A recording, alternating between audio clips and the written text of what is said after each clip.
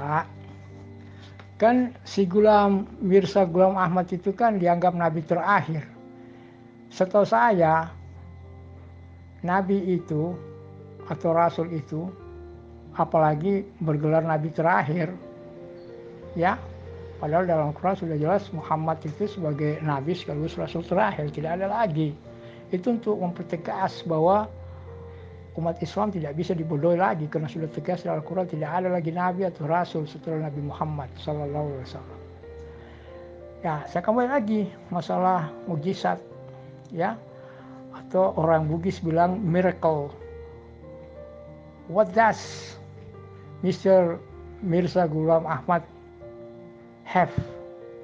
What kind of miracle does he have? Dia punya miracle apa? Apa? Saya tidak tanya keajaiban apa, miracle dari apa Imam Ahmadi itu sudah jelas ada miracle-nya, buktinya beliau hidup sampai sekarang dan belum mati. Nanti beliau mati setelah turun Yesus, setelah menghancurkan Dajjal.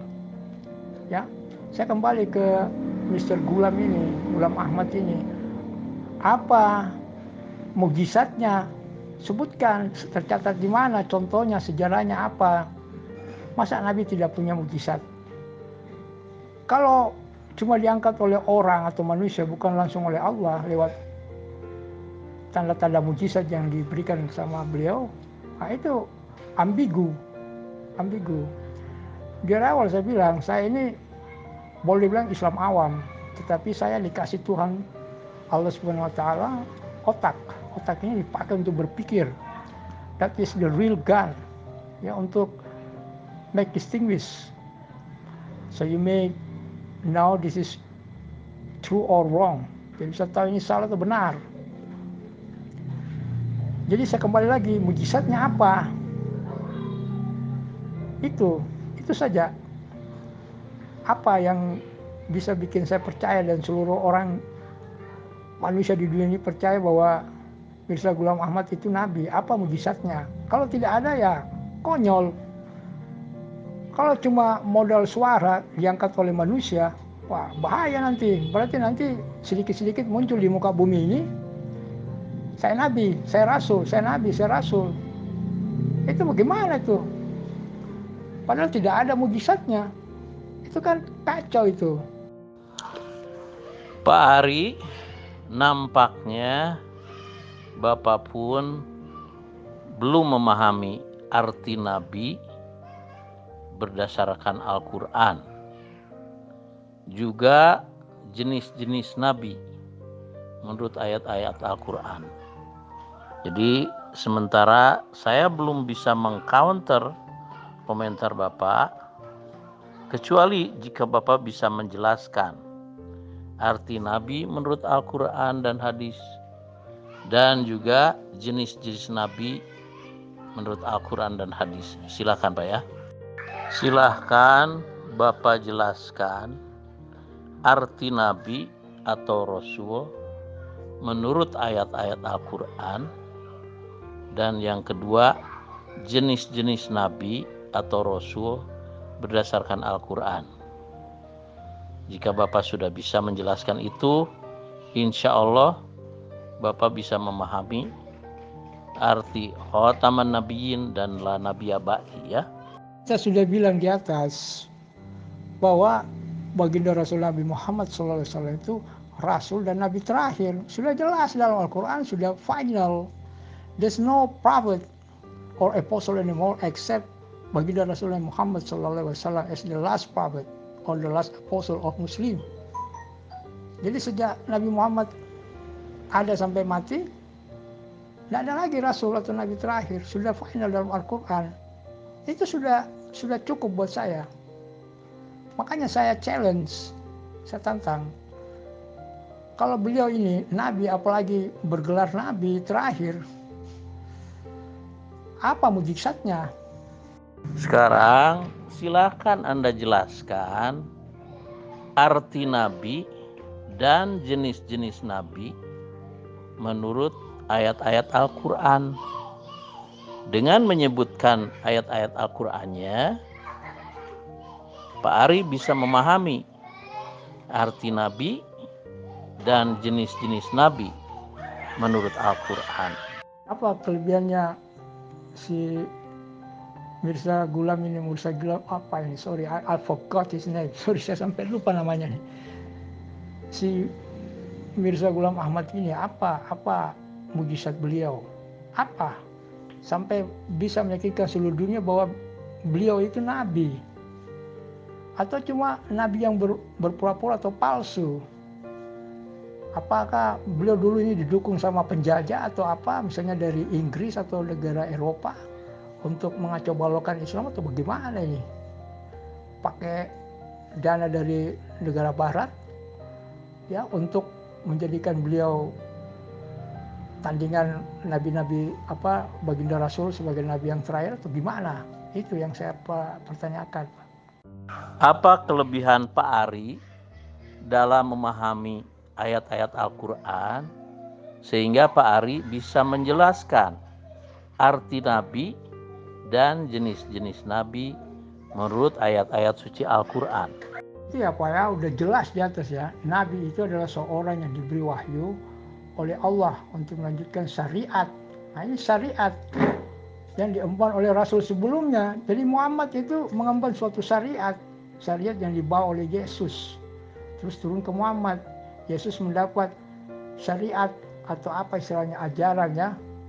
Ya ajaran dari Musa, Ibrahim ke Yesus ke Muhammad Sallallahu Alaihi Wasallam. Kan begitu. Ada yang diemban dari Rasul sebelumnya. Nah sekarang ini dan dalam Al-Quran sudah dinyatakan bahwa Nabi Muhammad itu Rasul dan Nabi terakhir. Jadi tidak ada lagi. Kenapa tiba-tiba muncul Mirza Ghulam Ahmad? Nah, Bapak Ari sudah mulai menjawab. Hanya saja tidak menampilkan ayat suci Al-Qur'annya. Sehingga arti nabi yang Bapak jelaskan ini tidak berdasarkan ayat suci Al-Quran, tetapi berdasarkan pemikiran Pak Ari saja ya. Ini Pak Ari, silahkan Anda baca ayatnya, kemudian kesimpulan yang Bapak tampilkan itu dasarnya surah apa, ayat berapa ya. Nah, Nabi Muhammad SAW itu ditunjuk langsung oleh Allah ya, dan mendapat Al-Quran sebagai Nabi yang terakhir, Rasul yang terakhir. Itu bukti ya, kitab itulah yang membuktikan atau juga bahwa beliau sebagai Rasul dan Nabi. Wahyu yang sudah diterima oleh Muhammad SAW itu sudah terputus sejak beliau meninggal, itu sudah jelas. Jadi kenapa ada muncul Nabi yang bernama Mirza Ghulam Ahmad itu? Al-Quran, kalau saya ikuti ajaran Bapak, berarti Al-Quran kacau dong. Nah, kembali Pak Ari menulis tapi tidak berdasarkan atau tidak menampilkan ayat suci Al-Qur'annya. Jadi di sini jelas Pak Ari hanya menjelaskan pemahamannya saja. Karena kalau ayat Al-Qur'annya ditampilkan, insya Allah pemahaman Bapak akan sedikit berbeda dengan apa yang Bapak tulis ya. Ya, mana ayat Al-Qur'annya Pak? Ayat Al-Qur'annya Pak yang saya tunggu ya dari Bapak. Ya. Saya tunggu ayat Al-Qur'annya, terus kesimpulannya bagaimana ya. Ya coba tunjukkan dalilnya dalam Al-Quran. Tunjukkan dalilnya dalam Al-Quran kalau si Ghulam Ahmad itu Nabi. Coba tunjukkan. Ini dalilnya. Dalil in hadits atau verses in Quran atau hadis. Ada nggak hadisnya atau Al-Quran yang mendukung si Ghulam itu sebagai Nabi terakhir? Ada dalilnya yang jelas. Dan sekali lagi saya jelaskan, ada tidak mujizatnya beliau? Kalau Bapak ingin tahu ya bahwa kenabian itu masih ada dari umat Nabi Muhammad, Bapak bisa baca dan pelajari surah An-Nisa ayat 69. Silakan Bapak baca ya, berikut terjemahannya. Rasulullah SAW bersabda, "Ubashirukum bil mahdi yub'atsu fi ummati." Aku kabarkan berita gembira kepada kalian tentang Al-Mahdi yang akan diutus Allah dari antara umatku. Hadis riwayat Ahmad bin Hambal di dalam musnadnya nomor 11061 ya. Makanya sebelum membahas surah Al-Ahzab ayat 40, Bapak pahami dulu arti nabi dan jenis-jenis nabi menurut ayat suci Al-Qur'an ya. Ini sudah ada dalam Al-Quran, Al-Ahzab, ya, sudah ada. Bahwa dijelaskan dalam Al-Quran itu Muhammad SAW itu Nabi terakhir. Seandainya tidak ada dalam Al-Quran, saya bisa terima pendapat Bapak. Tapi kan sudah ada dalam Al-Quran bahwa beliau itu baginda Rasul terakhir. Jadi kalau ada di belakang itu saya tidak akan percaya. Itu konyol, jelas-jelas kontradiksi dengan Al-Quran. Masa Al-Quran menyatakan Muhammad SAW sebagai Nabi terakhir, terus itu Al-Quran juga mesti mendukung golongan Ahmad? Gimana tuh ceritanya? Berarti Allah ini Tuhannya kacau. Tuhan yang kacau kalau bikin ayat bertentangan namanya itu. Kalau ada, silakan tunjukkan ayatnya ya. Setara seperti di situ menyatakan Muhammad sebagai Nabi terakhir. Ada tidak di situ setelah Muhammad ada lagi Nabi Gulam? Coba tunjukkan supaya kita tidak bingung ini. Kalau Bapak bertanya tentang itu ya, saya kan pernah ngasih masukan waktu itu. Tetapi masukan itu kan berdasarkan sabda Rasulullah atau hadis. Nah, ternyata dengan bahasa Rasulullah pun Pak Sunarto masih nampak kebingungan gitu ya. Nah, jadi oleh karena itu untuk mengawali pembicaraan yang lebih baik, sebaiknya Bapak pahami dulu arti nabi dan jenis-jenis nabi menurut Al-Quran ya. Al-Ahzab 40 itu tidak menjelaskan tentang arti nabi dan jenis-jenis nabi. Yang saya inginkan adalah di dalam surah Al-Anbiya atau nabi-nabi atau kenabian ada definisi atau arti nabi menurut Al-Quran ya. Nah, sekarang saya kasih bocoran. Coba Bapak perhatikan surah Al-Anbiya ayat 7. Kemudian Bapak pahami di situ ada arti nabi ya. Silakan ya. Pada umumnya memang umat Islam tidak memahami arti nabi menurut Al-Quran. Nah, sekarang saya minta Pak Ari untuk membaca surah Al-Anbiya ayat 7. Karena di dalam ayat itu ada arti nabi secara umum ya. Kalau Bapak bisa membaca di atas itu sudah jelas-jelas nabi, penutup para nabi. Sudah tidak ada lagi tawar-menawar, Pak. Sudah jelas-jelas tertulis di situ penutup para nabi. Tidak ada lagi. Kalau nabi apa itu yang masih hidup sekarang atau disebut Nabi Haidir atau kelak yang nanti muncul sebagai Imam Mahdi itu memang sudah ada sebelum Nabi Muhammad. Beliau itu sudah duluan muncul, hanya belum mati-mati. Itu tidak mungkin beliau muncul di belakang Nabi Muhammad. Kacau kalau beliau muncul di belakang Nabi Muhammad. Itu kacau. Itu beliau sudah ada.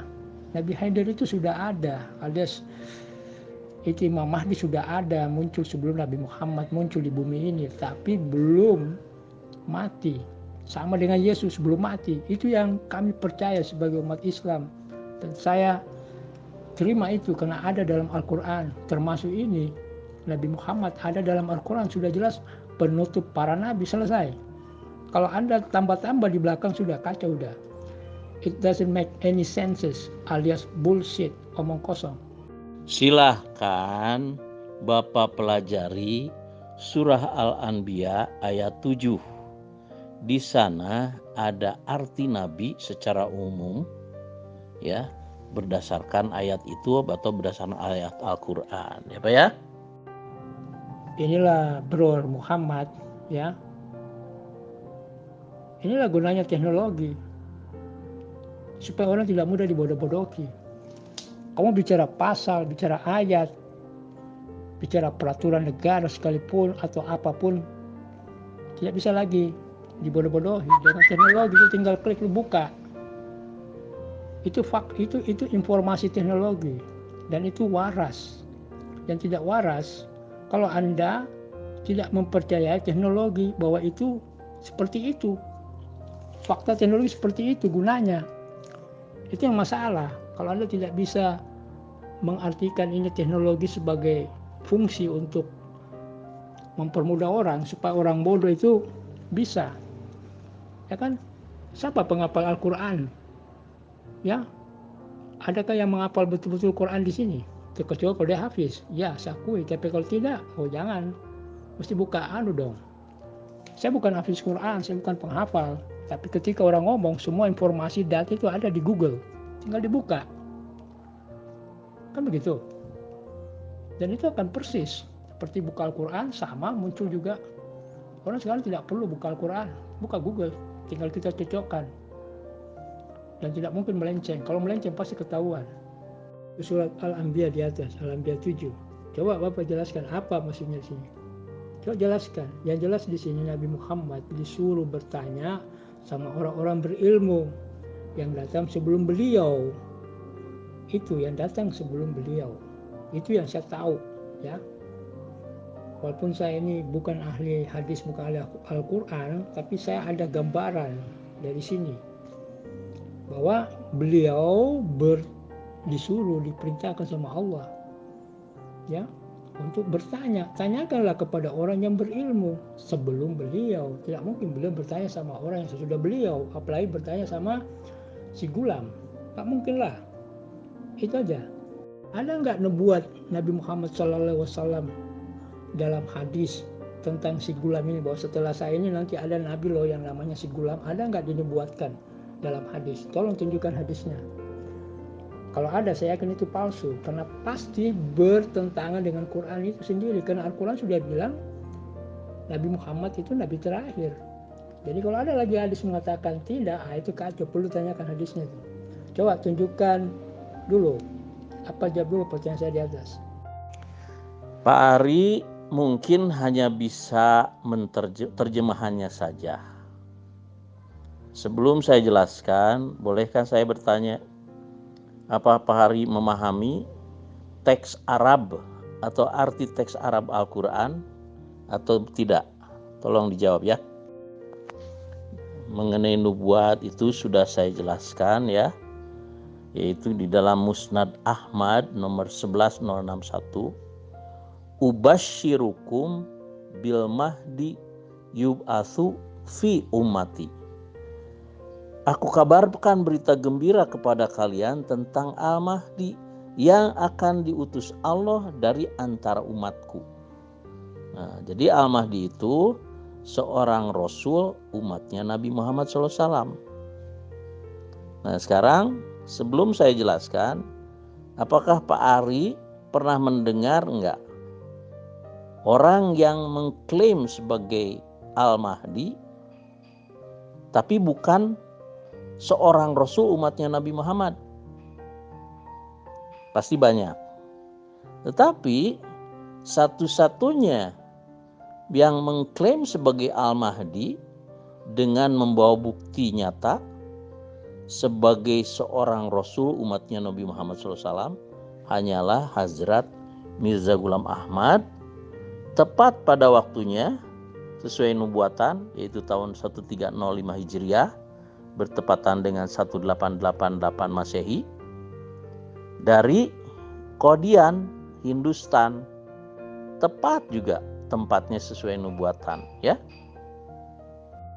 Saya sudah bilang sebelumnya bahwa orang kafir sekalipun kalau pakai otak waras bisa mendapat hidayah, bahkan masuk Islam. Sebaliknya biar bergelar ustaz, haji, hajjah, ulama, ulamu, biar dia sudah kuasai kitab kuning, merah, biru, hijau, kitab gundul, kitab gondrong, kitab cabul dikuasai semua. Tapi kalau sudah melenceng dari Quran dan hadis, itu kacau. Berarti Anda sesat. Ini sudah ada dalam Al-Quran menyatakan Nabi terakhir. Di hadis juga mengatakan Nabi terakhir. Kenapa ada penjelasan lain yang menyalahi hadis dan Quran di atas? Itu kacau.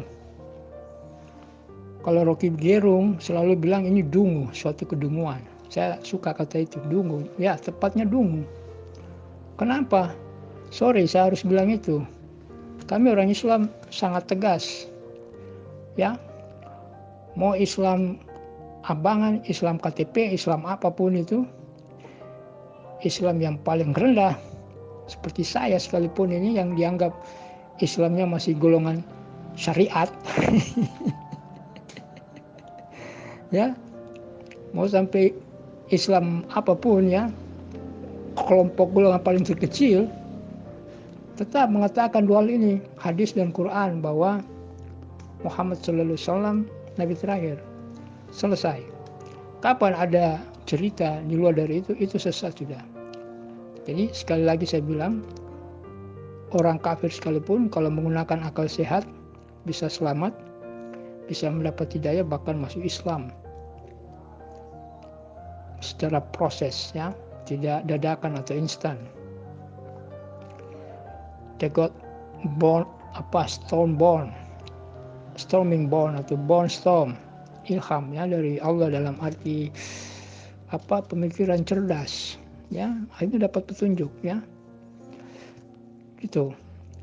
Tapi sebaliknya biar dia sudah ulama, ustadz, habib, apapun gelarnya, kalau dia sudah menyalahi hadis dan Quran, bukan lagi Islam, itu udah kacau. Kan Islam yang benar itu harus kembali ke hadis dan Quran. Bapak juga setuju, tapi Bapak malah melanggar Quran dan hadis. Ciri-ciri orang, maaf ya, saya harus bilang, ciri-ciri orang dungu itu mengejarkan sesuatu tapi tidak konsisten dengan ajarannya sendiri. Disuruh kita ikuti Quran dan hadis, tapi dia sendiri melanggar. Itu namanya tidak konsisten. Itu namanya, maaf, kalau saya bilang itu dungu atau tolol, maaf ya. Gue sih, mendingan gue ilmunya sedikit, tapi tidak keluar dari jalur Islam. Daripada ilmunya terlalu banyak ilmunya, akhirnya nggak bisa bedakan. Ini ilmu atau ini apa? Ilmu atau apa ya? Ini ilmu atau ajaran sesat atau tidak. Itu jangan sampai terlalu banyak ilmunya, merasa terlalu pintar, akhirnya tersesat. Lebih bagus jadi orang bodoh atau punya ilmu sedikit tapi konsisten dengan apa yang sudah dipahami dan dipelajari. Tidak usah terlalu neko-neko.